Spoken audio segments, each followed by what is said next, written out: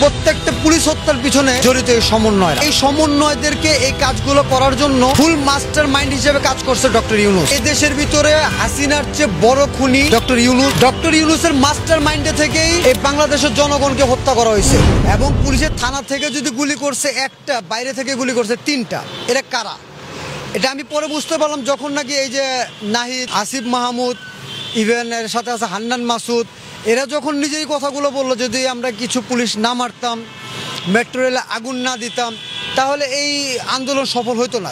তাতে বোঝা যাচ্ছে যে এরা পরিকল্পিতভাবে থানা ভিত্তিক যে ঘটনাগুলো ঘটছে সাধারণ জনগণের সাথে, থানার পুলিশের সাথে, প্রত্যেকটা পুলিশ হত্যার পিছনে জড়িত এই সমন্বয়রা। এবং এই সমন্বয়দেরকে এই কাজগুলো করার জন্য ফুল মাস্টার মাইন্ড হিসেবে কাজ করছে ডক্টর ইউনূস। এটা আমি সাক্ষী দিচ্ছি। এখন এরা সমন্বয়রা যেভাবে বলতেছে যে এই দেশে আওয়ামী লীগের বিচার হওয়া দরকার, শেখ হাসিনার বিচার হওয়া দরকার, খুনির বিচার হওয়া দরকার, আমিও বলি। তাহলে বর্তমানে যারা এখানে আছে অন্যায়কারী, যেমন আপনার প্রত্যেকটা সমন্বয় যারা নাকি থানা ভিত্তিক গণ্ডগোলের সাথে জড়িত, যারা সাধারণ জনগণের সাথে থানা পুলিশের সাথে গণ্ডগোল লাগিয়ে পুলিশ হত্যা করা হয়েছে, এবং পুলিশের নাম দিয়ে বাইরে থেকে এরা স্নাইপার দিয়ে গুলি করছে সাধারণ জনগণের উপরে, তাহলে অবশ্যই থানার পুলিশের মানুষ গুলি করছে একটা তাদের নিজের জীবন বাঁচানোর জন্য, বাইরে স্নাইপার দিয়ে গুলি করেছে এর অন্তপক্ষে 5 জনকে মারার জন্য, আর 5 জনই মরছে। এমনও লোক মারা গেছে যাদের মাথা থেকে মগজ বেরোয় পড়ে গেছে, এটা আমি নিজের চোখে দেখছি, আমার কাছে ভিডিও ফুটেজ আছে। অতএব আমি এই ব্যাপারগুলো যখন ক্লিয়ারলি জানতে পারছি যে এই দেশের ভিতরে হাসিনার চেয়ে বড় খুনি ডক্টর ইউনূস এবং তার সমন্বয়ে প্ল্যানিং পরিকল্পিতভাবে পুলিশ হত্যা করেছে এবং জনগণকেও মৃত্যুর মুখে ঠেলে দিছে। আমি এই হাইকোর্টেও আসছি কয়েকবার মামলা করার জন্য, মামলা আমার ন্যায় নেই। আমি শাহবাগ থানায় গেছি, মামলা ন্যায় নেই।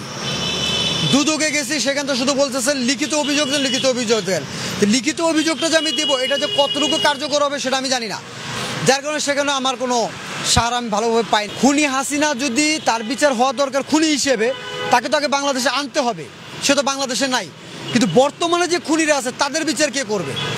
হাসিনা যে কাজ করে গেছে, আওয়ামী লীগ যে পাওয়ারে থেকে পাওয়ারকে অপব্যবহার করে যে কাজগুলো করে গেছে, তার চেয়ে কয়েক দ্বিগুণ বড় বড় কাজ করতেছে এই ডক্টর ইউনূস। ডক্টর ইউনূসের মাস্টার মাইন্ডে থেকেই এই বাংলাদেশের জনগণকে হত্যা করা হয়েছে।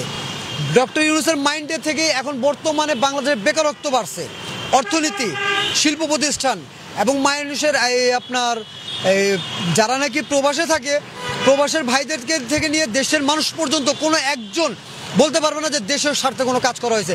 যে প্রবাসী ভাইয়ের সবচেয়ে বড় অবদান ছিল এই 5ই আগস্টের আগে, তারা রেমিটেন্স বন্ধ করে দিয়ে এই দেশের মানুষকে সাপোর্ট দিয়েছে, মানুষের পক্ষে কাজ করছে।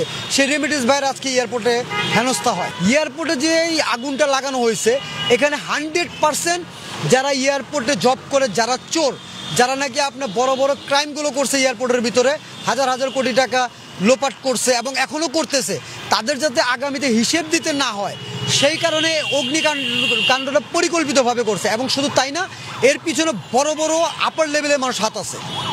এটা ইউনূসের আশেপাশের লোকেদেরও হাত আছে, সমন্বয়দেরও হাত আছে, এয়ারপোর্টের মেজর যারা আছে তাদেরও হাত আছে।